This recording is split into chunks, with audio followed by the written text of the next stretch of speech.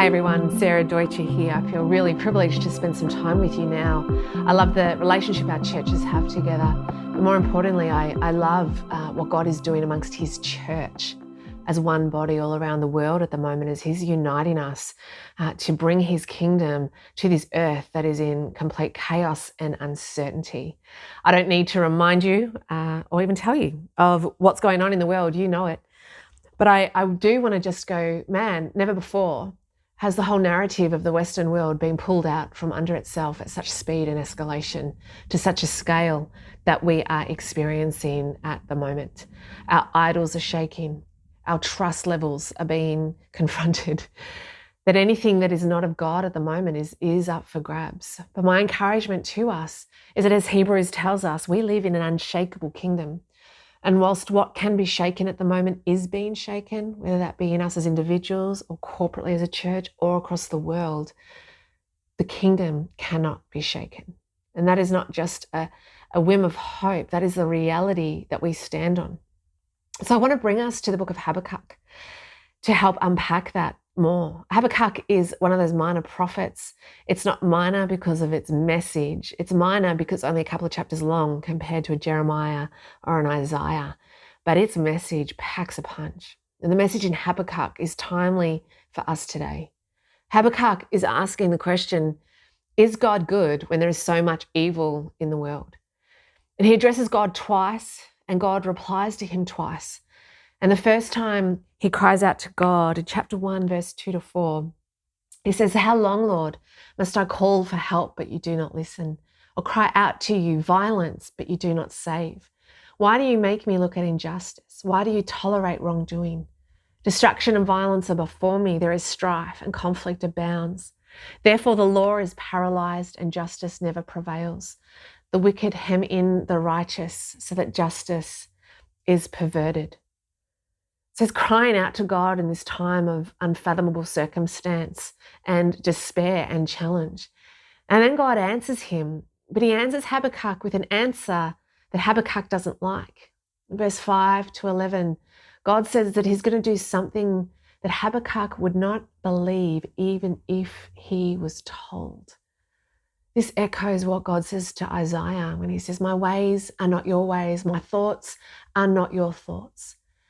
And we see time and time again in the scriptures, but also history, God using the most uncanny set of circumstances for a greater good. And sometimes using things that are not of him for a greater purpose. And so then, not liking his, Habakkuk complains again. And in verse 12-17, chapter 1, Habakkuk is, "But God, your eyes are too pure to look on evil. You cannot tolerate wrongdoing. So why then do you tolerate the treacherous? Why are you silent while the wicked swallow up those more righteous than themselves? How can you allow even use evil against the good?" This is a huge question. I'm not even going to pretend or try to answer it. But I do want to bring us back to a cycle we see right throughout the Old Testament. It's exemplified particularly in the book of Judges, but we see it right throughout. And we also see it in the history of our world. That when it comes to God, his presence and how he moves, there tends to be this cycle where God's presence has come and he's brought renewal and he's brought economic, political, social change. And people have turned to him and there's this time of presence and abundance. But over time, people forget and they neglect God's presence. They turn away from him.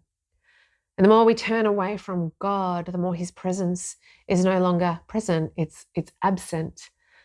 And when God's absent, there is decline in the world because it's his presence that brings life, his absence that brings death. And that decline eventually leads to a time of crisis. That crisis comes and there'll be a remnant or a group of people that cry out to God to intervene. God always hears these cries and he intervenes. And with his intervention comes his presence. With his presence comes blessing. With his presence comes peace. With his presence comes abundance and a harmony that is restored on the earth. But then over time, usually only after a couple of generations, the cycle begins again as the next generations forget and begin to neglect God's presence, the decline then comes, turning into the crisis. In the crisis, people come seek God again. God intervenes. His presence comes and the cycle goes all over again. And so part of this is that we're in this cycle. I think it's pretty safe to say we are in this crisis state of this cycle. But this isn't a crisis that hasn't come from anywhere. This has been a decline that, depending on how far you want to go back, has probably been a couple of 100 years in the making. From a Nietzsche who declared in 1856 that God is dead. And therefore, if God is dead, the only thing that matters is what makes mankind progress, advance, and control. And unfortunately, that same narrative has seeped its way into our church and our understanding, our belief system also. And so could it be that God is using in his sovereignty the chaos that is around us to do a greater work in his church, to call his people back to return, to let go of the things, the idols that might even look good and might even be part of the kingdom, but are not God himself. And that he refuses to move until his people come back to him and humble themselves and seek his face. In the rest of Habakkuk, there are just 5 things that I'm going to go through really quickly, but they're really powerful in and of themselves that Habakkuk does in response to who this God is. The first one we see in chapter 2, verse 1, where God gives and wants to give this revelation, but to receive the revelation, Habakkuk has to stand. So he says in chapter 2, verse 1, I will stand at my watch and station myself on the ramparts. I will look to see what he will say to me and what answer I am to give to this complaint. He takes an active stance. He goes to a high place. He looks at a big perspective. He stands, he looks, he watches, and he listens to what it is this God wants to say. He doesn't run ahead, fix it himself. He doesn't fall into complacency and resign, but he actively waits. Within this, he then seeks God. And in chapter 3, verse 2, he cries out. He says this prayer, Lord, I've heard of your fame. I stand in awe of your deeds. Lord, repeat them in our day. In our time, make them known. In wrath, remember mercy. He's reminding himself and he's reminding God of how he's moved in the past. And he's coming before God with this longing that God would renew his fame again in our day. That he would repeat them again, that he would make them known, that we would be bypassed, but we would be a generation where we know and we see and we can declare the testimony of God's intervention. The third one is this invitation to patience. In chapter 2, verse 2 to 3, God says, I've got a revelation. I want you to write it down. It's a new vision. But the revelation, it's going to wait an appointed time. It speaks of the end. It will not prove false. Though it linger, wait for it. It will certainly come and will not delay. There is a timing to God's will in this moment. There is something he wants to share and has potentially already shared with you. There is definitely a corporate word that he's wanting to speak over his church at the moment. And it will happen. It will happen.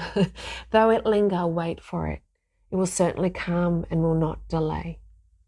And then he gets us to enlarge in our perspective, similar to the first one of standing and going up the ramparts, the watchtower. And he says, has not the Lord, in chapter 2, verse 13, the Lord Almighty determined that the people's labor is only fuel for the fire, that the nations exhaust themselves for nothing? For the earth will be filled with the knowledge of the glory of the Lord as the waters cover the sea. At the end of the day, the earth will be filled with the knowledge of the glory of the Lord as the waters cover the sea.